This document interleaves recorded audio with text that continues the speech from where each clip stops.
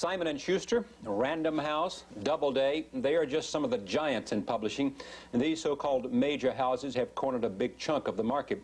But look closer and you'll find the thriving world of independent publishing. Many are operated as much for pride as for profit. Look among them and you'll find a fierce love of the printed word. Quality, not quantity, is the key to understanding these independents. This morning we hear from three of them.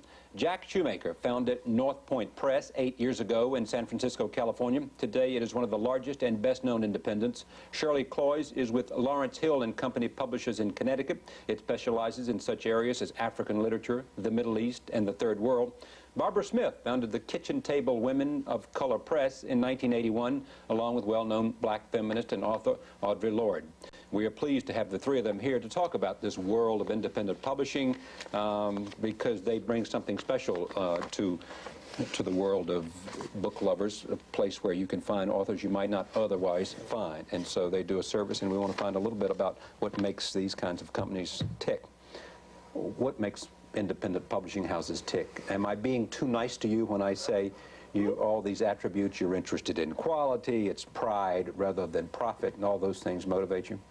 No, you're not overestimating the situation at all, Charlie. Yeah. We have a drastic realignment of the whole industry going on now. I mean, the corporate houses more and more are feeling the impact of mergers and acquisitions, and they're shrinking.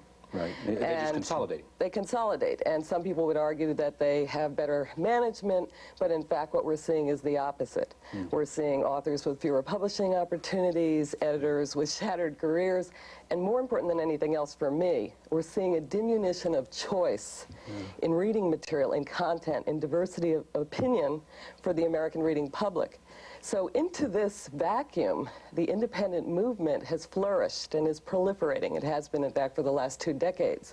But we're seeing it now where our houses are increasingly professional. We're often stigmatized for not being so. That's not the case. We do have to make a profit. But we are filling the demand for quality niche publishing. And we're giving the reading public access to a diversity of opinion they might not have otherwise. I'll come back to those points. Where do you go to find your market, and how do you serve the market? The market is there for serious literary books. We publish serious literary books. It's a very small market. It's spread throughout the country. And our major task is to find those 10 or 15,000 serious literary readers for our books, whether it's direct mail or independent booksellers or whatever. Yeah, that's my question. I mean, what I point out is the challenge of finding your market. You do it, I mean, are you selling to an entirely different bookstore than Simon & Schuster? No. To the same bookstore, we're selling perhaps in a different way.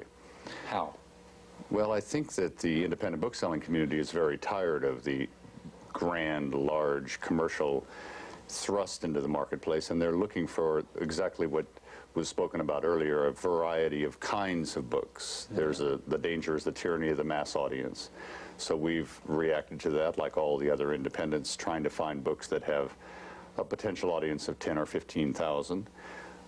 You cannot expect a Simon & Schuster, which has a system designed to sell 300,000 books in 48 hours, to be efficient when it's dealing with a book that sells 15,000. And we can be efficient. The independents are very responsive. They know that people are bored with Don Regan. You know, they want some variety. After what? After 500,000 copies? Or? After about 7 days. Yeah. And it's really a matter of gene pool. We want to continue the diversity in the gene pool of literary books. Yeah. He raises an interesting point. Jack raises an interesting point, which is, but as soon as he says that, Gabriel Garcia Marquez is on the bestseller list. Now, I don't know who publishes him, but I mean, here is an extraordinary author of great quality, but who's being published by a major, right? Is he... Why him and not others, I guess, is my question. Well, I think that you're speaking about the realm of publishing I feel that I'm probably most interested in and targeted to, and that is publishing by people of color, to publish books by people of color. In my case, specifically, women of color. He is a person from a third world country, Mexican, and the thing is that there are only a few writers of color that funnel through the system and are fortunate enough to get a contract at a major house. So for all the rest of us, we really do need alternatives. He's like a token exception, in a sense. In some ways. Plus, he has an international reputation. Right, indeed. Tell me how you founded your firm and why? Well, in some ways it was kind of magical. Audre Lorde's name was mentioned as the co-founder of the press, as am I. And she called me up in the fall of 1980 because she was coming to Boston, where I lived at that time, to do a black women's poetry reading on Halloween weekend. Yeah. And we had known each other since the mid-1970s. And she said, Barbara, we really need to do something about publishing. I'm a writer. That's the only thing I ever really wanted to be, although I've done a lot of college teaching to earn a living. But the thing is, when she said it, I said, oh, yes. So the thing is, I got together a meeting of women in Boston, and that was really the beginning of Kitchen Table. And then a year later, we officially founded ourselves and named ourselves, and it's been, you know, that ever since. And your most successful book so far? This Bridge Called My Back, writing by radical women of color. Surprise, you brought it with her. It says 35,000, but they're actually 40,000 in print, and we should be at the printer right now. Finances, I'm sure, will move too, but that's a factor in our not being there this instant. But by the end of the summer, there'll probably be almost 50,000 in print. Yeah, and winner of the 1986 Before Columbus Foundation American Book Award. Right. This Bridge Called My Back, writings by radical women of color. How did you start? Well, I didn't start our press, as you know. Lawrence Hill and Company was founded by Lawrence Hill after he and Arthur Wang sold used to be Hill and Wang the Hill and Wang imprint. They sold it to Farrar, Straus and Giroux. Right. And he started up in 1972. I didn't join the staff until September of '86, but it was a natural fit because of my own eclectic background in the areas that we publish. Yeah. What makes it successful? In what sense are you talking about? Are you talking Successful about in terms of, well, you have books that are successful. Why are you successful? Why is the company successful? In contrast, a lot of other independent publishers, are not as good as you are, have not made the same choices. What have you done that makes a difference? I don't know whether I'd want to contrast it to the whole realm of independence, but I would say that what makes us successful is what makes any independent successful, and that is doing what we do better than anyone else. Specialization is also our survival, our economic survival. For instance, a lot of the corporate houses for a long time felt that African studies and African American studies was just, it was a too specialized market. African Americans didn't buy or read books, which is just preposterous, and we made an early commitment to works in this area that have sold, in some cases, African Origin of Civilization, which you have there, has sold 50,000 copies. It's now in its 13th printing. Assata, an autobiography by Assata Shakur. I'll show you these. I'd like to hold up books anyway. You can see that. Yeah. Yeah, go ahead. Formerly This is Joanne Assata. Chesmard, which has been hailed widely this year throughout all sectors of the industry, has 20,000 copies in print just since the beginning of the year. Yeah.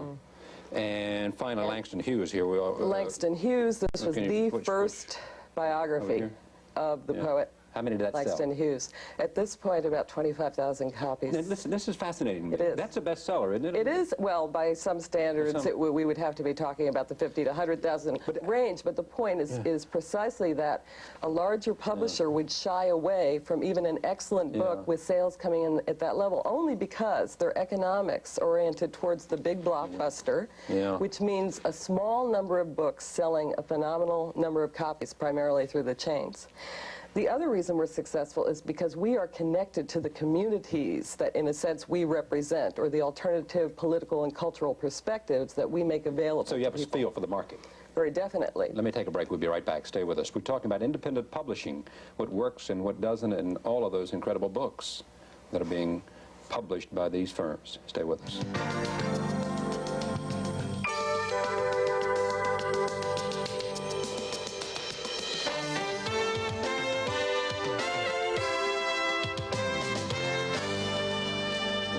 Open this by talking about bestsellers. I guess if you can get on the New York Times bestseller list, it makes a whole lot of difference. It's its own self-fulfilling prophecy, Yeah. without a question. If you're on the list, you sell books, and therefore you get to stay on the list. Right. As soon as you get on the list, a whole marketplace opens up of about 3,500 accounts that don't carry anything but books on the Times list. And they carry them computer-generated, so that they always have pockets of 5 copies of the book on the number 7 position, 6 copies of the book on the number 6 position, etc., down the road. And the downside of that is when the book falls off the list, the computer returns all those books to you immediately. So how do you, as a publisher, get on that list with one of your books? Well, it's really a matter of timing. We first hit the bestseller list with Evan S. Cannell's biography of Son of the Morning Star, which gave us real pause. We had always said that we thought a bestseller might destroy a house like ours. Yeah. In what way? That we would get too grand, that we would grow too quickly, that we wouldn't have the resources to keep up with it, that our systems would fold up underneath us, that we wouldn't be able to handle it. And it was some relief to all of us that we could handle it, and then we stayed on top of it. We climbed to position number 3. Number 2, I'm sorry, we were sandwiched between Lee Iacocca and Leo Biscaglia, and I thought that that said a lot about American culture, that you've got Iacocca, Custer, and Biscaglia, 1, 2, 3. But it's important. I'm not sure what it says, but it does say something. But it's important to know that we only had 21,000 cloth copies of that book in print when we hit the list. What that means is that there was an awful lot of nonfiction selling very poorly in January, February. But it went on to sell about 100,000 copies. You mentioned, go ahead. I was going to say West with the Night had been in print for 2.5 years in paperback. We want to mention all the books. Where is that? Oh, it's in the bottom. That's on the bottom. Now, that had been in print for 2 years before it finally hit the This is the Beryl Markham story, list. right? Yeah. Right. Yeah, that was a television movie on CBS about It Beryl was Markham. a couple of days ago. I did not see it. Didn't have anything to do with your book, though, did it? Well, lawyers are wondering how much it had to do with it. Well, I don't know what network it was. It was this network, in fact. It was. So we'll have conversations with somebody, won't we? But that book had been in print and in stores and our strongest backlist book for 2 years before it ever hit the New York Times bestseller list. Yeah. And then that, because of a PBS documentary on her life, because it's a marvelous word-of-mouth book, it's the greatest example of a word-of-mouth book I've ever heard about. Explain that process to me, word of mouth. People coming back to buy books for friends is in essence what it is. Read a book and say, I want to give it to somebody. Right, and in this particular case, it was booksellers who fell in love with this book and pressed it into the hands of their audience, their buyers. Yeah. We had had advance orders for 964 copies of this book, and we've got 600,000 in print now. Yeah, to take somebody like Crown Bookstore or Walden Bookstore, can you get in there? I mean, will they take your books? They'll take some of them, but we'll never see we'll never have any kind of significant presence. And by the way, you won't be in the window. Well, not only that, but something very important has happened. Recently, Walden has announced that they will not do business with any publisher that does not do at least $100,000 worth of business with them annually. Now, this closes out a lot of the small press or independent sector. It doesn't, in the case of in our case, it doesn't affect us only because we are represented by one of the independent distributors, Independent Publishers Group, and they're representing many presses and selling into the chains. But it's not going to be the case that we're going to see any large presence anymore with a pronouncement like that, and there never was going to be one. But we have a very significant presence in the chains. They've been supportive of us from day one. They've amounted to about a third of our business virtually from day one.